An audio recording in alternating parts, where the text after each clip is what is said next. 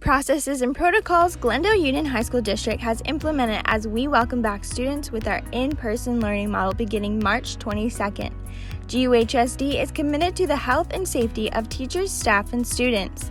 The following procedures align with GUHSD's mitigation plan, which is informed by the Centers for Disease Control and Prevention, Arizona Department of Public Health, Maricopa County Health Services, and the GUHSD Reopening Task Force.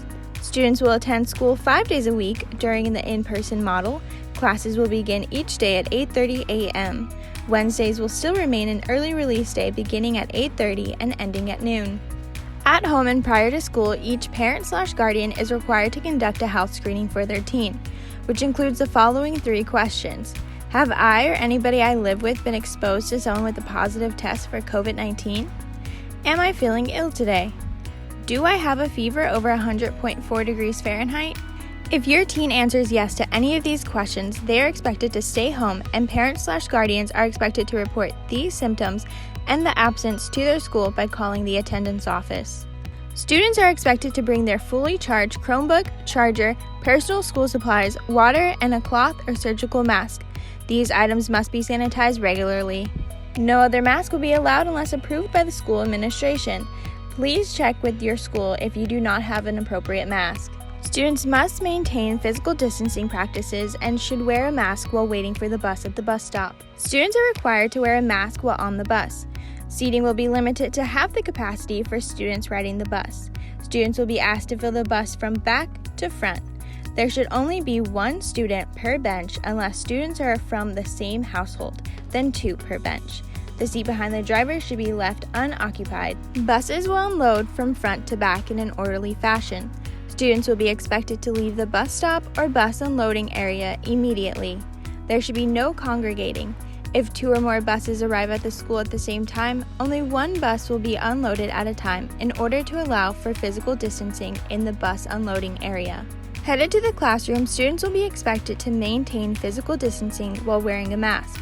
A school may designate some hallways and sidewalks as one-ways or may close certain sidewalks that do not allow for physical distancing. Upon arriving at the classroom, students should sanitize their hands using the hand sanitizer in their classroom. Additional hand sanitizing stations will be available around campus. Students are required to wear a mask while in the classroom. They will be assigned to the same desk each time they are in the classroom, and the desk will be sanitized between each use and each night.